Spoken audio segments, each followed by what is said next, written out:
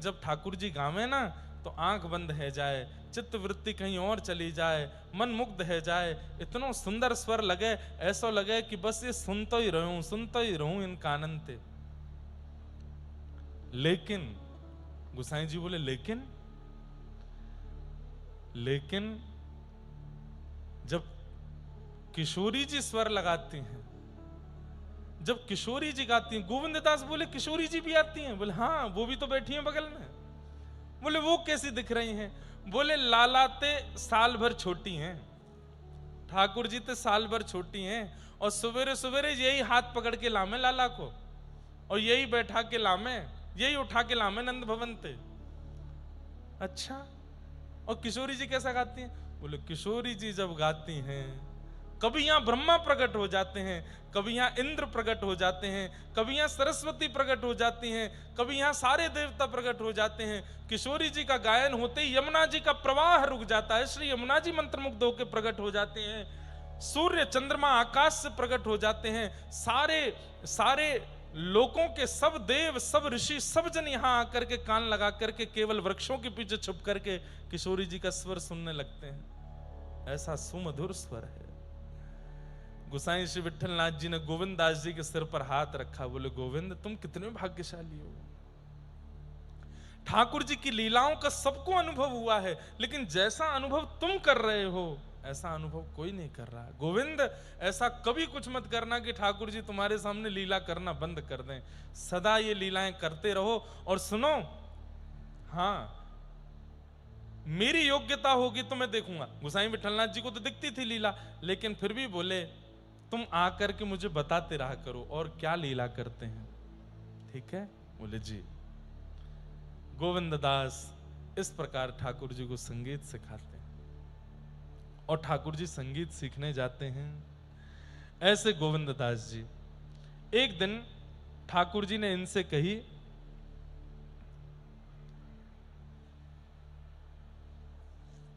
आज मैं और तू छुपन छुपाई खेलेंगे।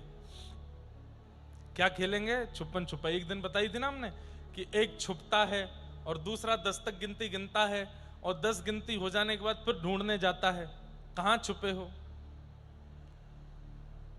और ढूंढ लेता है। तो फिर जिसको पहले ढूंढ लेते हैं उसकी बारी आती है ढूंढने की।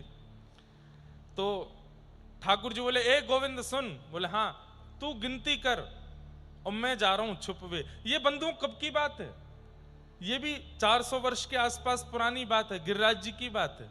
जब श्रीनाथ जी गोवर्धन में विराजते थे तो दोपहर के समय 12 बजे के लगभग मंदिर बंद होते हैं, आज भी वृंदावन में सारे।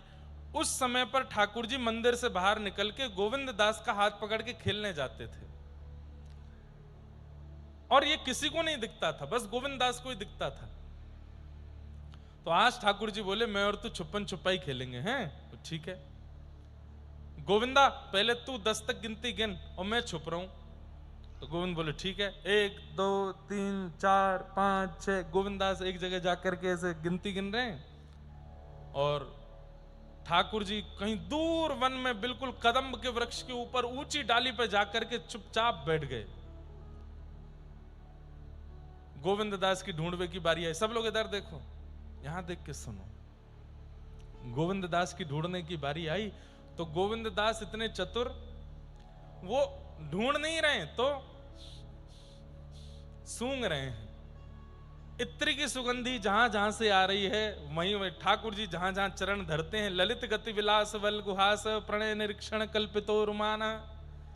ठाकुर जी ललित गति से जब चाल रखते हैं, जहां चरण रखते हैं उतने उतने पत्तों में से, उतने वृक्षों में से सुगंधी अपने आप प्रकट हो जाती है।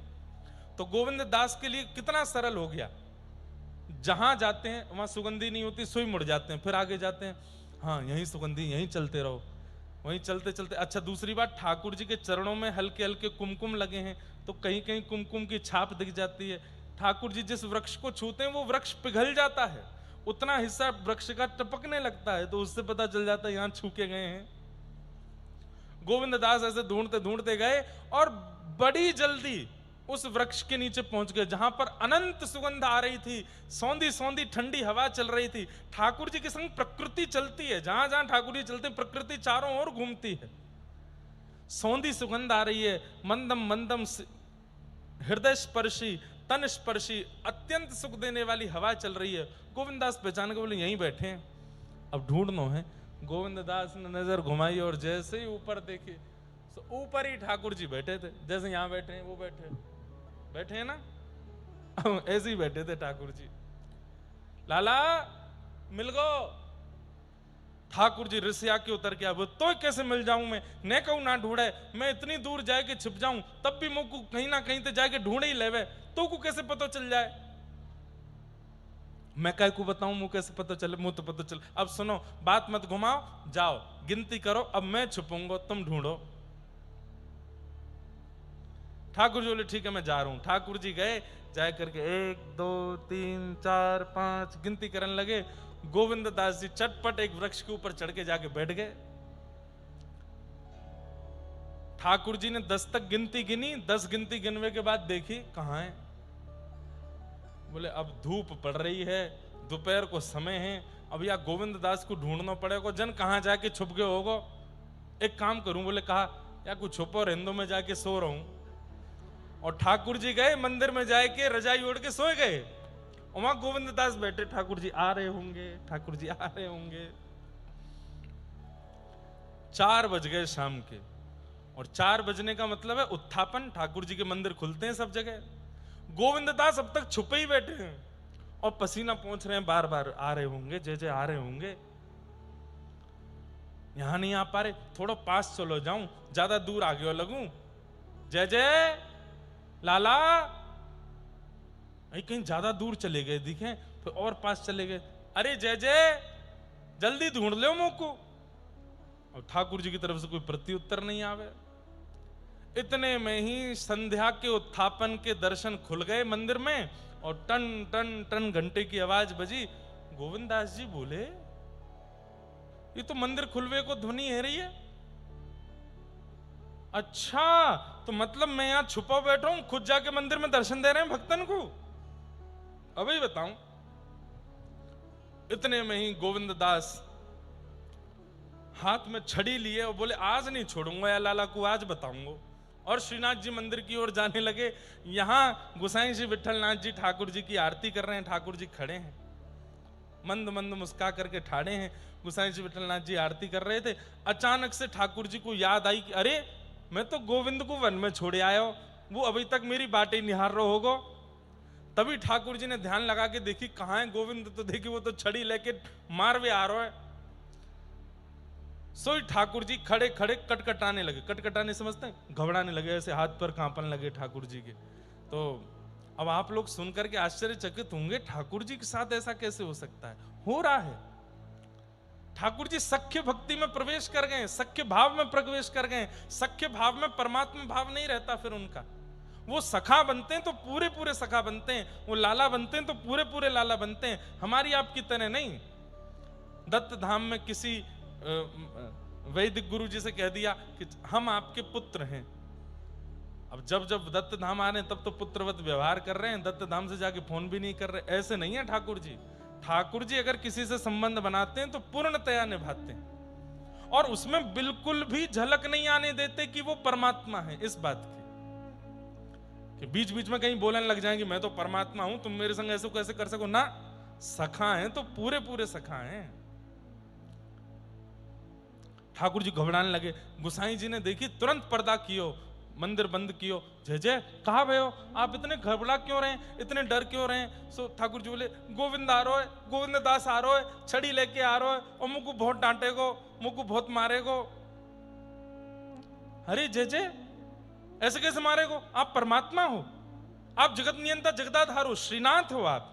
अरे नाए सबके काज हूं, बाको तो सखाऊं ना, वहां पे पूरा अधिकार है। देख आवे वारो है, अभी द्वार पे आके मुझको डांटेगो, मुंह बात डर लग रहा है। आपने कहा कियो? बोले मैंने कछु ना कियो ऐसा तो जबरदस्ती लड़वे आ रहा हो मुते, आप जाके आगू बाहर ही रोक दो। गोविंद दास बाहर आकर के खड़े हो गए, और वहां गोविंद दास का एक शब्द गाया उन्होंने, दाव ले आयो भाज गमार। ठाकुर जी को गमार कह रहे हैं। गमार का मतलब पता है? जो पढ़ा लिखा नहीं होता उसको गमार बोलते हैं, जो अनपढ़ गमार ऐसे बोलते। तो ठाकुर जी को गोविंद दास बोल रहे हैं, दाव ले आयो भाज गमार, कभी तो निकसे को बाहर, ऐसी दूंगो मार। भीतर बैठो है मंदिर में चाहे कि मैं यहीं बैठो रहूंगा, कभी तो बाहर आवेगो, और जब बाहर आवेगो तभी ये छड़ी लेके भागूंगा तेरे पीछे। इतने में गुसाई विठलनाथ जी भीतर से निकल के आए, गोविंद। सो गोविंद दास जी खड़े, जय जय प्रणाम। कहा कर रहे हो? ठाकुर जी की स्तुति करनी चाहिए, वंदना करनी चाहिए, तू यहाँ द्वार पे खड़े है कि गमार कह रहो ठाकुर जी थे? गोविंद दास बोले, जय जय गुरुजी, आप सो एक प्रार्थना। बोले, कहा आप मेरे और लाला के या भाव के बीच में मत आओ, है आपकी कृपा सो, आपकी कृपा से ही ठाकुर जी मेरे संग सख्य लीला कर रहे हैं, पर मैं ना चाहूं कि आप या बीच में दखलंदाजी करो, बिल्कुल मत आओ, मुझको बात करन दो लाला से। अरे कभी कभी यूं भी तो विचार कर लेकर कि वो परमात्मा है। बोले, ये विचार अगर गुरु जी करवाएंगे तो फिर सख्य विचार नहीं बनेगा। अगर परमात्मा जय जय घबरा रहे हैं भीतर, बोले घबरान दो, काम ऐसो कियो इनने घबरावे वारो, घबरान दो। दाव ले आयो भाज गमार, कभी तो निकसे को बाहर, ऐसी दूंगो मार। ठाकुर जी चुपचाप भीतर ही बैठे हैं। गोसाई जी इतने प्रसन्न हो रहे हैं, बोले गोविंद के संग कितनी लीला करते हैं ठाकुर जी। एक दिन भीतर श्रीनाथ जी का श्रृंगार कर रहे थे और गोविंद दास बाहर बैठ करके कीर्तन गा रहे थे। ये नित्य का नियम होता था, जब जब ठाकुर जी का श्रृंगार होता है तब तब कीर्तनिया बाहर बैठ करके कीर्तन गाते हैं ठाकुर जी का।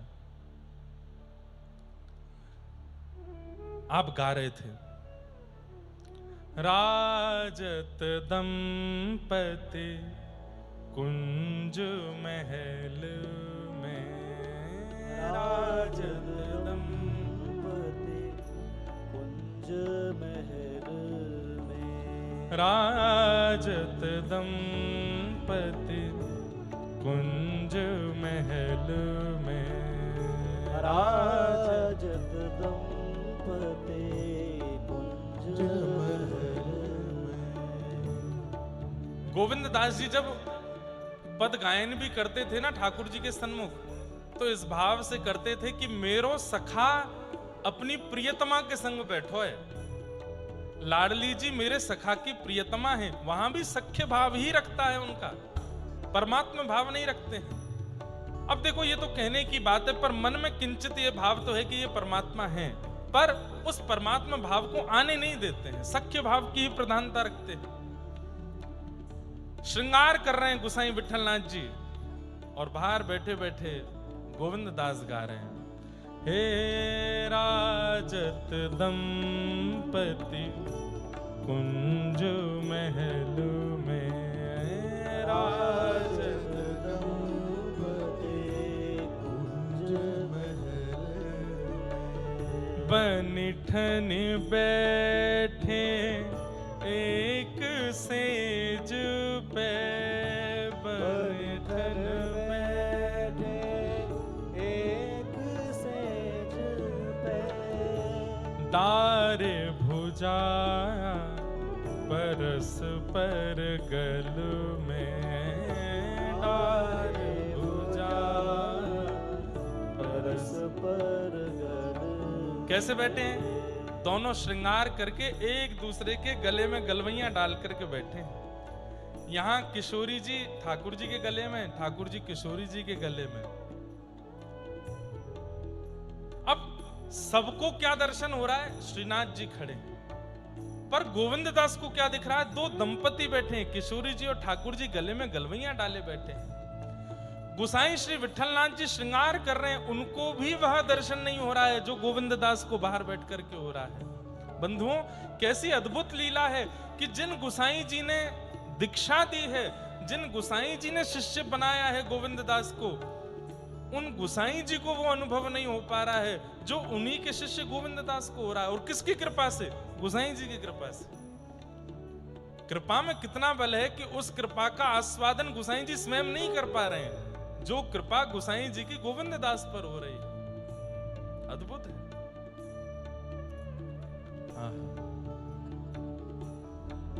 दोनों बैठे हैं और क्या कर रहे हैं?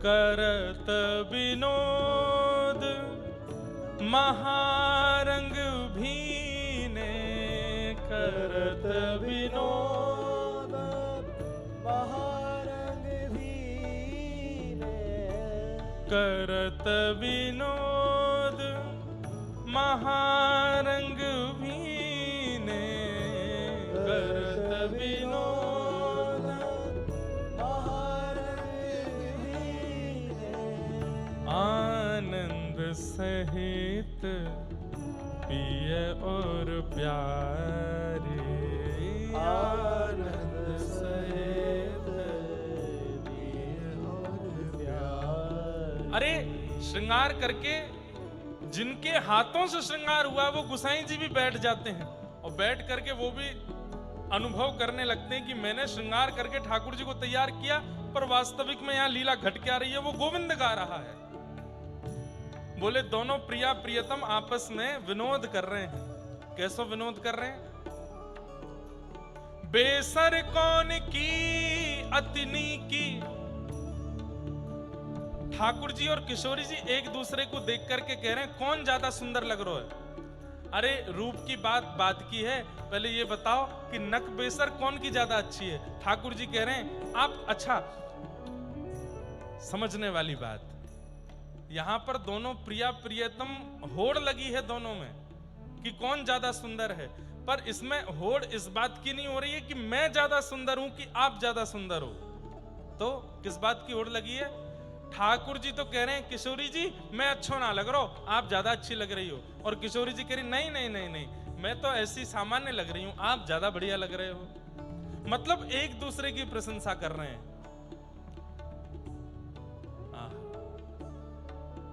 और गोविंद दास दर्शन करके गा रहे हैं। श्रृंगार करके स्वयं गोसाई विठलनाथ जी आए, उनको वो अनुभव नहीं हुआ जो गोविंद दास दिखा रहे हैं। बोले आप तो श्रृंगार कर आए, अब दोनों में हट छिड़ गई है, कौन ज्यादा बढ़िया लग रहा है। तो बोले कहा कह रहे हैं मैं ज्यादा अच्छा लग रहा हूं। बोले नहीं, ये नहीं कह रहे कि मैं अच्छा लग, ये कह रहे हैं आप ज्यादा अच्छे लग रहे हो। और किशोरी जी कह रही हैं आप ज्यादा अच्छे लग रहे हो। एक दूसरे की प्रशंसा कर रहे हैं। गोविंद दास कहाँ लगी बरनो, गोविंद दास कहाँ लगे बरनो, गोविंद दास कहाँ लगी बरनो, गोविंद दास कहाँ लगे बरनो। हे राजत की, हे राजत राधा गिरधारी, राजत राधा गिरधारी, हे राजत दंपति कुंज महल में, राजत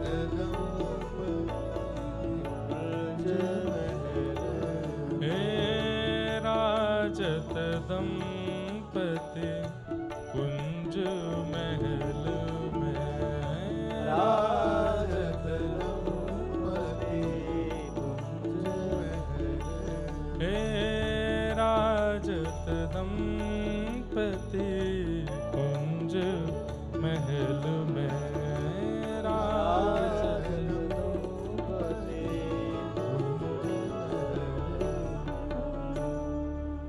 ऐसे गोसाई श्री विठलनाथ जी की कृपा से गोविंद दास पर ठाकुर जी अति अनुग्रह करके अपना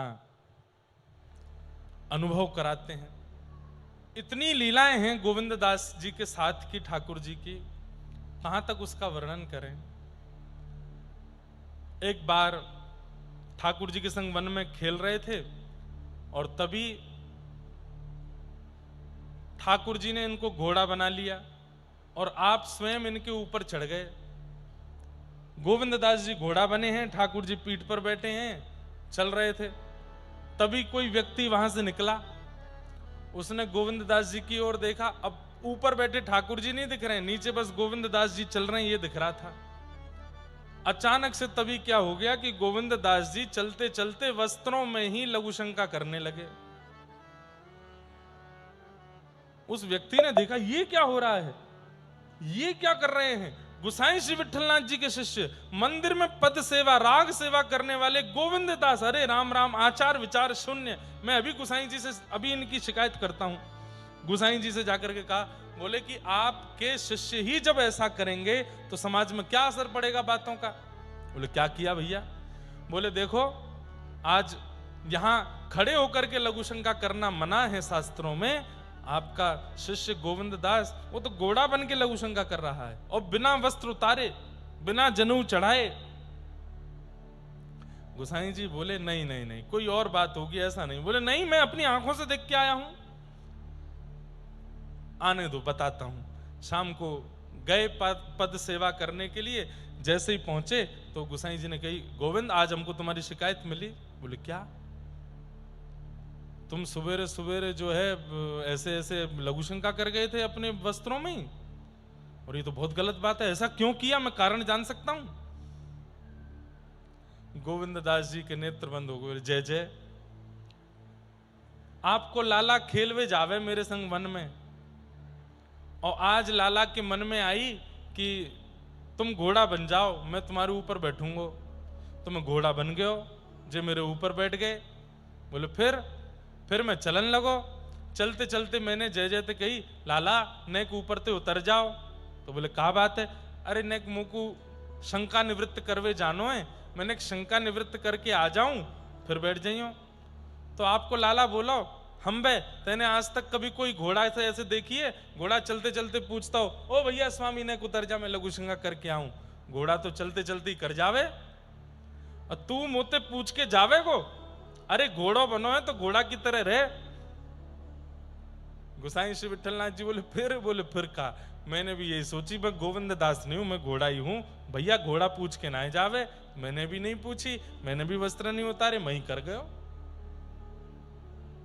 गुसाई श्री विठलनाथ जी ठाकुर जी के आगे गए। बोले सारे वेदों का निर्माण आपने किया, सारे आचार विचार नियम आपने, और सबसे ज्यादा आप ही तोड़ते हो। सब जगह क्या करवाते हो लीला। बोले कि अब ये मेरे प्रेम की लीला है, और जहां प्रेम भाव प्रकट है जाए वहां तो सबरे नियम टूट जाएं। जहां नियमों का पालन हो रहा हो वो प्रेम कैसा। जहां कभी कभी प्रेम अत्यंत बढ़ जाने पर नियम तोड़ दिया जाता हो, वही तो प्रेम है। मुझे आज भी स्मरण है, मास कथा का क्रम जब हुआ था यहां पर, तो एक दिन खूब रंग हुआ, खूब आनंद हुआ, और पूज्य महाराज जी ने उस दिन ऐसे हाथ आगे किया। मैं तो घबराऊं, मैंने महाराज जी, बोले लाओ, और आपने ऐसे हाथ पकड़ करके यहाँ खूब नृत्य किया, ऐसे फुगड़ी की। राधा कृष्ण महाराज जी भी थे साथ में। हम दोनों का स्पर्श करके महाराज जी ने नृत्य तो कराए, पर उस दिन चंदा तारे सब दिख गए थे हमको, क्योंकि उस दिन ऐसा लगा कि भाई कोई अत्यंत तपोनिष्ठ व्यक्ति आपका स्पर्श कर दे, और आपका तप यदि उस योग्य का ना हो तो हो ही तो जाते हैं। और फिर हम लोग तो एक चक्कर में बस हो जाते हैं। महाराज जी तो एक बार मोह घुमा में, फिर एक बार राधा कृष्ण जी को घुमा में, फिर मोह घुमा में, हमको स्मरण में है। फिर बीच में मैं एक बार मैं वहां बैठ के पानी पी रहा था, फिर राधा कृष्ण जी बोले अब आपकी बारी है, मैं पानी पीऊं, और महाराज जी अकेले घूमते ही जा रहे थे। लेकिन उस दिन ये नियम तोड़ना नहीं होता, ये प्रेम का प्रदान करना होता है। आपका स्पर्श का इतने वर्षों का नियम, लेकिन आप अपने प्रियजनों को स्पर्श कर देते हैं। क्यों? क्योंकि प्रेम में नियम तोड़ दिया जाता है, अत्यंत प्रेम में।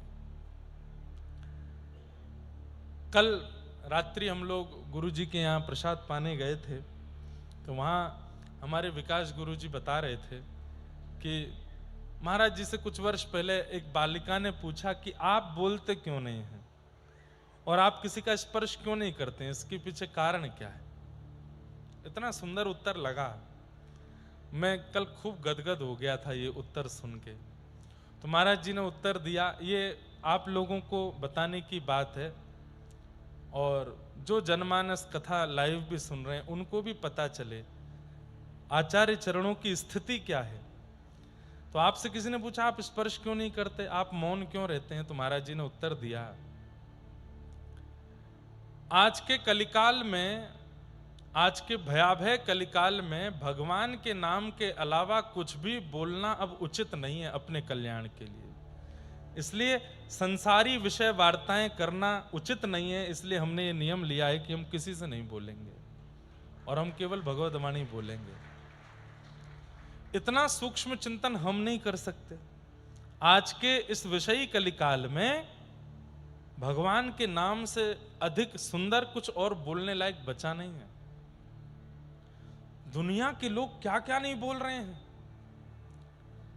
कभी कभी सोशल मीडिया खोल करके देखते हैं तो लगता है कि क्या हो गया है। आजकल अगर आप गाली दे करके नहीं बोलते, अपशब्द नहीं बोलते, आजकल के आधुनिक गानों में यदि गालियां नहीं होती हैं तो वो गाने चलते नहीं हैं। बिना गालियों वाले गाने हैं तो आपका गाना साल 2 साल में 1-8 लाख पहुंच जाएगा, 1-8 लाख लोग सुनेंगे। और आपने भर भर के गालियां किसी गाने में गा दी हैं तो वो एक दिन में 1 करोड़ लोग सुन लेंगे उसको। सोच रहे हैं आप, समझ रहे हैं कि किस दिशा में हम लोग पहुंच चुके हैं। कहां पर प्रधानमंत्री जी कभी कहते हुए दिखते हैं नारी सशक्तिकरण के बारे में, नारी रक्षा के बारे में, नारी सुरक्षा के बारे में। इतना नारियों का रक्षण करने के लिए सरकार बोलती है। हमारे शास्त्र कहते हैं कि नारियों का सम्मान जहां नहीं होता उस घर में देवता तो क्या, पितृ भी उस घर का तर्पण स्वीकार नहीं करते जहां नारियों का सम्मान नहीं होता है। और आज सबसे ज्यादा गालियां मातृ और बहन के रूप में ही दी जाती है। और हम लोग यहां पर सरकार से अपील कर रहे हैं, हमारे यहां पर माताएं सुरक्षित नहीं है, बहनें सुरक्षित नहीं है, बेटियां सुरक्षित नहीं है। और खुद ये भाई लोग जब गाली देने पर आते हैं तो सब कुछ एक कर देते हैं। सारी गालियां मां को ही दी जाती हैं, सारी गालियां दीदी बहनों को ही दी जाती हैं। कितने गंदे गंदे शब्दों का प्रयोग करते हैं।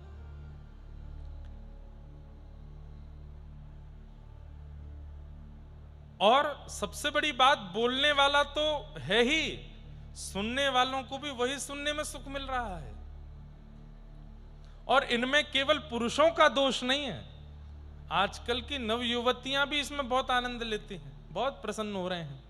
हाँ हाँ, कितनी अच्छी वाली गाली दी, ये कोई बात है। तब महाराज जी ने, अब ये तो आज की बात हम देख रहे हैं, महाराज जी ने तो वर्षों पहले नियम ले लिया कि अब इस संसार में बोलने लायक वस्तु या बोलने लायक कुछ बचा नहीं है भगवान के नाम के अलावा।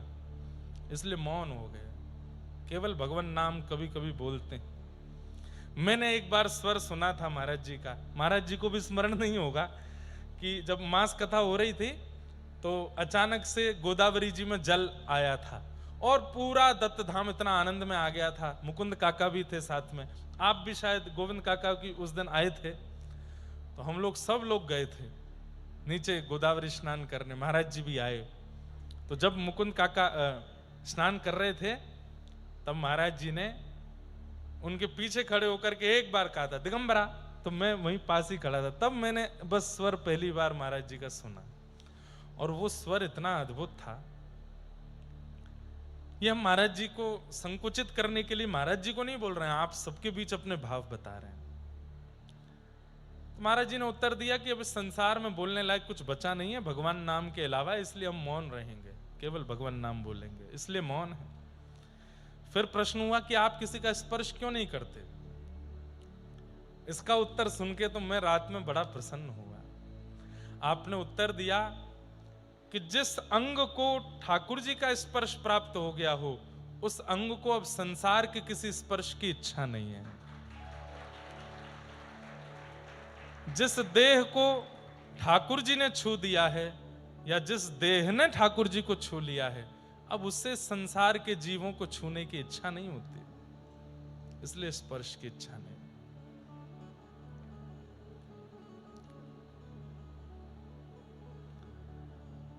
अद्भुत।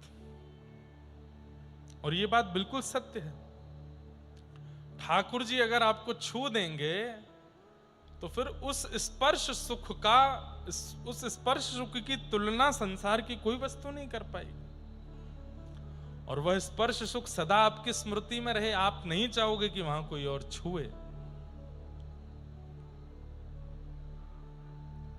एक बार एक प्रेमी कहीं बैठा था तो उसकी प्रियतमा आई और उसके बगल में बैठ करके केवल उसके ऐसे हाथ रखा जंघा पर, और वो हाथ थोड़ी देर रख के वार्ता करके वो चली गई।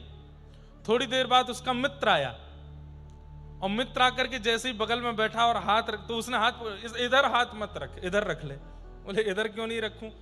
यहां अभी अभी मेरी प्रियसी ने मुझे स्पर्श किया था, मैं चाहता हूं कि ये स्पर्श सदा मेरे को अनुभव में रहे। अरे कैसे कैसे लोग संसार में, ये संसारी प्रेम करने वाले लोगों के व्यवहार ऐसे होते हैं। उस वस्त्र को धो नहीं रहे हैं जिस वस्त्र को हमारे प्रियतम ने छू दिया है। जिस वस्त्र से हमारे प्रियतम की सुगंध आ रही है उसको धो नहीं रहे कि सदा ये सुगंध आती रहे। ये तो संसारी प्रेम है। लेकिन जिस तन को, जिस मन को, जिस बुद्धि को ठाकुर जी ने छू दिया हो, कौन चाहेगा कि उस तन को अब कोई और छुए? इसलिए महाराज जी ने स्पर्श नियम लिया कि हम किसी का स्पर्श नहीं करेंगे, क्योंकि श्री दत्त प्रभु ने इस तन को छू दिया है, अब ये उन्हीं का है। हमको ठाकुर जी ने तो नहीं छुआ, पर ठाकुर जी ने जिनको छुआ उन्होंने हमको छू दिया, तो ये कृपा तो हो ही गई दास पर। एक इच्छा है मेरी, लेकिन मैं सार्वजनिक नहीं कहूंगा, महाराज जी से एकांत में कहूंगा और वो करूंगा चर्चा। ऐसी भाव हैं। तो कल चतुर्भुज दास जी का आप लोग सुन रहे थे ना, फतेहपुर सीकर के राजा को डांट फटकार के आ गए और ठाकुर जी से आके क्या मांगा कि मेरा कंठ आपके लिए है, आइंदा मैं कभी भी गाऊं तो मुझ पर कोई रीझे ना, ये वरदान दे दीजिए, केवल आप रीझो। भक्ति का ये स्वरूप है बंधुओं। भक्ति के पथ पर जब आप एक अच्छी स्थिति में आ जाते हो तो आपका मनोरंजन की भावना आपके मन में रहती नहीं है। किसी और का रंजन हो, कोई और आपसे प्रसन्न हो, कोई और आपसे रीझे। गोविंद दास जी के चरित्र का एक और भाग सुना के फिर विश्राम दूंगा, फिर बाकी का चरित्र कल सुनेंगे। अभी बहुत बहुत लीला है इनकी। एक लीला सुनाते हैं। तो गोविंद दास जैसे ही अपने गुरुदेव की शरण में आए तो सब कुछ छोड़ छाड़ करके, आपका निवास स्थान कहीं और था, वो छोड़ करके आप गोकुल में निवास करने लगे, अपने गुरुदेव के पास ही रहने लगे। आपकी पत्नी बच्चे आपको बुलाने के लिए आए कि वापस घर चलो, तो आपने पत्नी बच्चों से कहा, देखो यदि मेरे साथ रहना चाहते हो तो तुम लोग भी यहीं रहने लगो, मैं वापस नहीं जाऊंगा, मैं तो अब यहीं रहूंगा। तब इनके पत्नी बच्चे सब भी वहीं रहने लगे।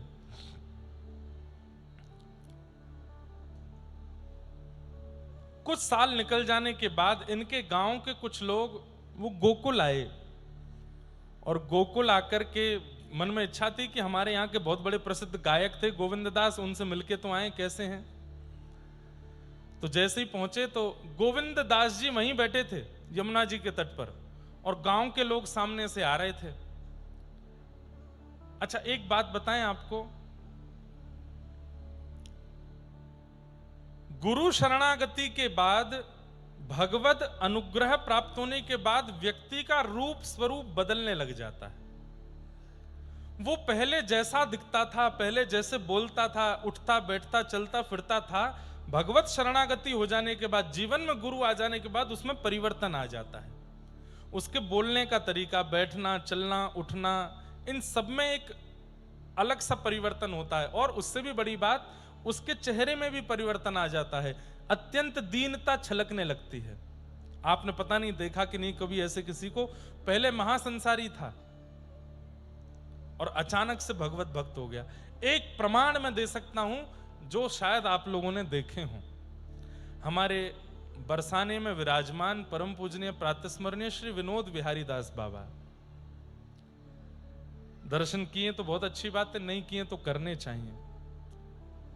विनोद बिहारी दास बाबा पहले वो सितार वादन करते थे और बंगाल में बाबा की अपने मुख से सुनाई हुई घटना अभी कुछ दिन पहले मैं बैठा था, रात्रि में 1 बजे की बात बाबा बता रहे थे।